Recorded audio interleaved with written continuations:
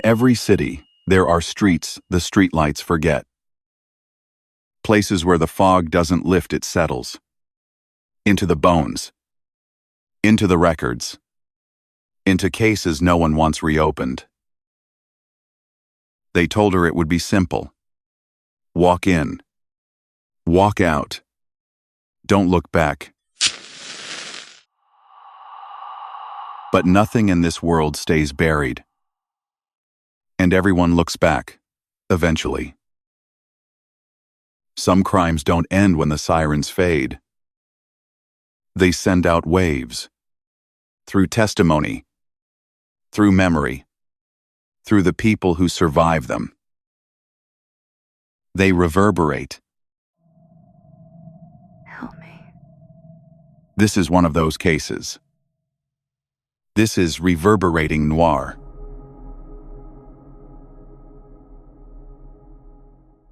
The coast of Labrador, June 1606. 5 men walk inland over a hill and disappear from history forever. No bodies, no witnesses, no confession, just a hill, and silence on the other side. This is the story of John Knight, an experienced English navigator, a professional of the sea, a man sent to find a passage to the other side of the world who instead found the end of his own. And 420 years later, we still don't know exactly what happened on that shore, but we know enough to ask the right questions. Welcome to the episode. Let's go back to the beginning.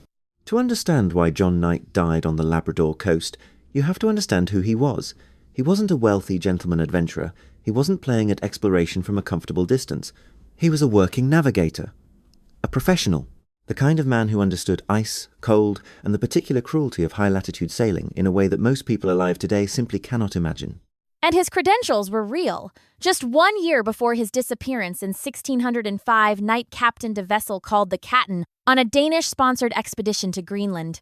That voyage was under the command of John Cunningham, and it was part of Denmark's effort to reassert sovereignty over Greenland and chart the waters of the North Atlantic. You don't get that assignment unless people trust you. And yet, just 1 year later, he's dead on a Labrador hillside. So what changed? Money changed it, ambition changed it. In 1606, Knight was commissioned by a joint venture between 2 of the most powerful commercial organizations in England. The East India Company, founded just 6 years earlier, and the Russia Company. Together, they represented the full weight of English commercial imperialism. And they had one goal. The Northwest Passage. The Northwest Passage, a theoretical sea route across the top of North America, connecting the Atlantic to the Pacific, and from there to the silk and spice markets of Asia. Martin Frobisher had searched for it across 3 voyages between 1576 and 1578. John Davis had tried again between 1585 and 1587. Nobody found it. Nobody could have found it. The passage exists, but it's navigable only under conditions that wooden ships of that era could never have survived. But the commercial logic driving the search was impeccable. A northern route to Asia would transform English trade, break the Spanish and Portuguese monopoly on the southern sea lanes. The potential reward was so enormous that every failed expedition just created demand for another attempt. And so they commissioned John Knight. They gave him a ship called the Hopewell, and they sent him north. The Hopewell departed from Gravesend on the Thames estuary in late April of 1606. She was 40 tons. 40. To put that in perspective, the Susan Constant, the largest of the 3 ships that carried the Jamestown settlers to Virginia just 1 year later, displaced approximately 120 tons. The Hopewell was essentially a large coastal trading vessel, the kind of craft you'd expect to find hauling cargo between English ports, not crossing the North Atlantic, not probing ice-laden Arctic waters. And that tells you something important about the people who funded this voyage. They were motivated by profit. A larger, more robust ship would have cost more to outfit and crew. The Hopewell was affordable. The men who sailed on her bore the consequences of that calculation. Knight bore it most of all. The Atlantic crossing was brutal, large ice fields, complicated navigation the entire way. But Knight brought the Hopewell to the Labrador coast on the 19th of June, 1606. He sighted land at approximately 57 degrees north latitude. Central Labrador, bare rock, boreal forest, fjord-cut coastlines swept by winds off the Labrador Sea, one of the most demanding maritime environments in the world. His plan was to spend the summer months exploring the coast, searching for the entrance to the Northwest Passage, and then winter on shore before resuming the search the following year. It was an ambitious program. He had perhaps 4 months of navigable summer weather. He intended to use every day of it. He would not get the chance. On the 23rd and 24th of June, 1606, just 4 days after sighting land, a violent storm struck the Hopewell. The ship was likely anchored near what is today the community of Nain, the northernmost permanent community in Newfoundland and Labrador. The storm was severe enough to part the ship's cables, the heavy anchor ropes that held her in place. She was driven aground. The crew managed to refloat her. That alone speaks to their seamanship. But the damage was catastrophic. The Hopewell had lost her rudder, the essential mechanism of directional control, and she was taking on water. A ship without a rudder and with a compromised hull is not merely inconvenienced. It is dying. Knight's immediate priority became finding a sheltered beach somewhere he could run the ship deliberately aground, access her hull, make repairs, and restore her seaworthiness. On the 26th of June, he led a shore party to reconnoitre. Knight took with him his brother Gabriel, the ship's mate, Gorrel, and 2 other men, 5 in total. He left 2 men to guard the small boat that had brought them ashore.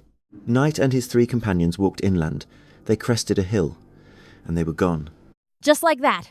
Just like that, 5 experienced sailors, not naive adventurers, a routine reconnaissance mission, daylight, calm conditions following the storm, within sight of their ship. 3 of them walked over a rise in the ground and vanished from history. The 2 men left in the boat waited.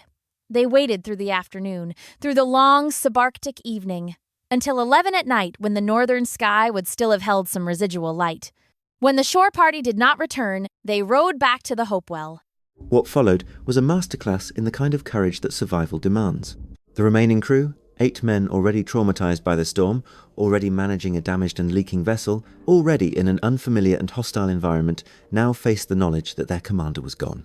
And then, a couple of nights after Knight's disappearance, a group of local people approached the ship and attacked.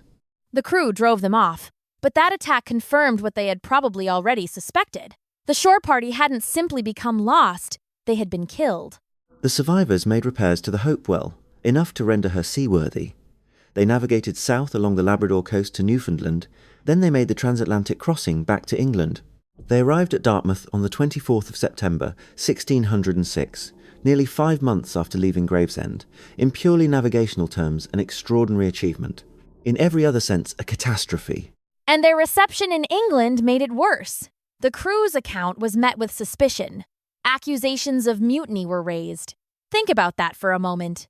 These men had survived a violent storm, the loss of their commander, an attack on their ship, and a transatlantic crossing in a damaged vessel. And their reward was an investigation into whether they'd betrayed the man they'd just watched disappear. It's a pattern that repeats itself throughout the history of exploration. The men who bore the greatest physical risk were rarely the men who made the decisions or reaped the rewards. And when things went wrong, they were the first ones questioned. The merchants sat in their London counting houses and calculated returns. They didn't stand on the deck in the North Atlantic ice. They didn't walk over that hill. They just waited for profit that never came, and then looked for someone to blame. Now here's where this story gets more complicated, and more important, because we have to talk about who was on the other side of that encounter. The people who almost certainly killed Knight and his companions were Inuit, members of the Labrador Inuit communities whose ancestors had inhabited that central and northern Labrador coast for centuries before any Europeans set foot there. These were not mysterious or unknowable people. They had sophisticated technologies adapted to one of the world's most demanding environments, complex social structures, extensive trading networks, a detailed knowledge of that coastal geography that Knight was attempting to chart for the first time. They were, in every meaningful sense, the experts. And the violence of June 1606 did not occur in a vacuum. By the time Knight's shore party walked over that hill, the Labrador coast had already been visited by European fishermen, whalers, and explorers for the better part of a century. The Basque whalers had been operating in the Strait of Belle Isle since at least the 1500s and 30s.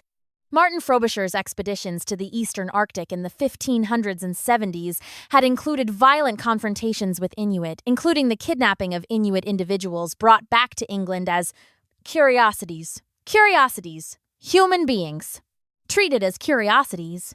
So when a group of European men appeared on the Labrador shore in 1606, it was not a neutral event from the Inuit perspective. It was freighted with everything that had come before. Every theft, every abduction, every act of violence. The Inuit response to Knight's shore party, whatever its precise form, was not irrational. It was a calculated response by experienced people to what they had learned through hard experience to recognize as a threat. That doesn't make the killing simple to assess morally. Nothing about this story is simple.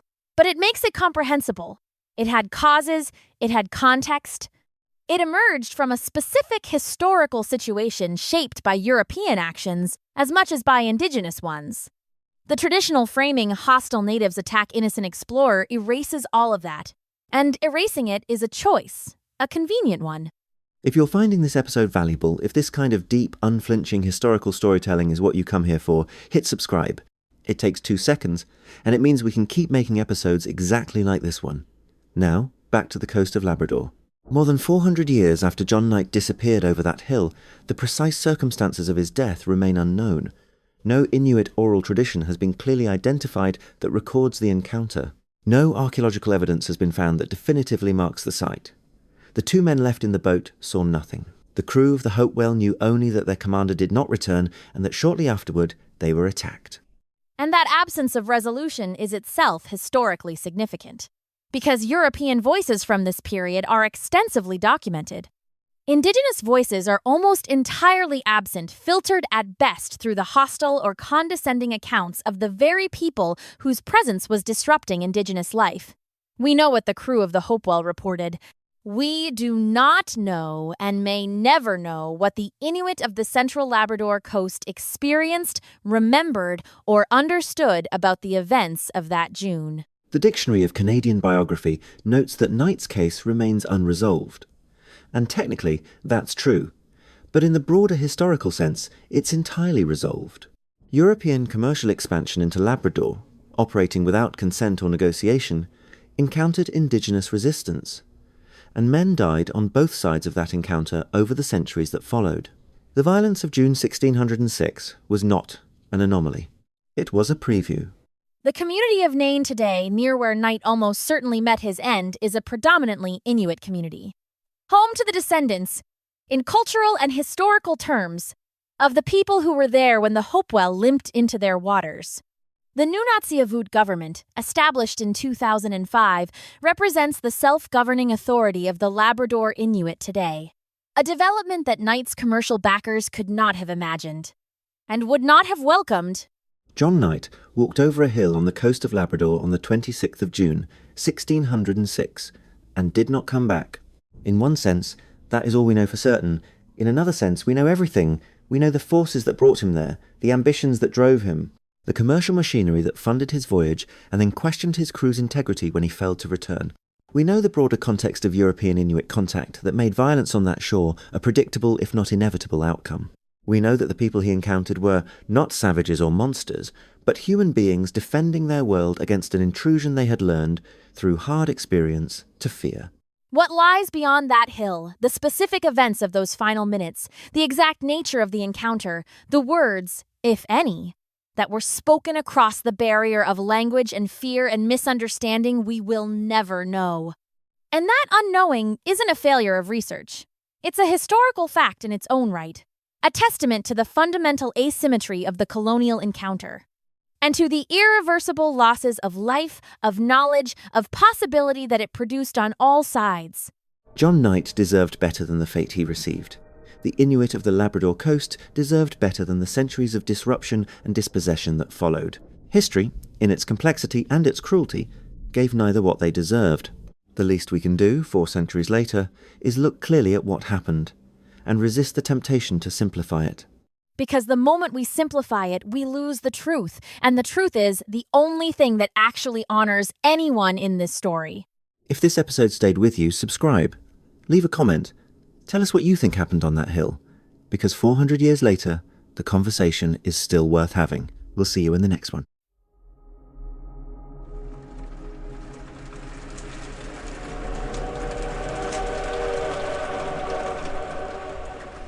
And so the file closes.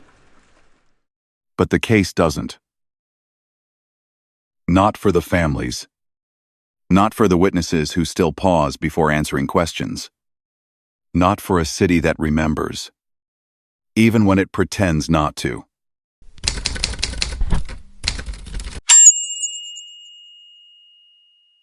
The evidence sits somewhere in a box. The photographs fade. The names are spoken less often. But the echoes remain. If this story stayed with you, if you felt that silence at the end of each unanswered question, subscribe to the channel. Not for us. For the stories that never got a second look. For the voices that were cut short. For the cases that refused to stay buried. Because the truth doesn't disappear. It waits. And as long as the questions are still unanswered, the case isn't over. It's just waiting for someone to look again. And here, it keeps reverberating.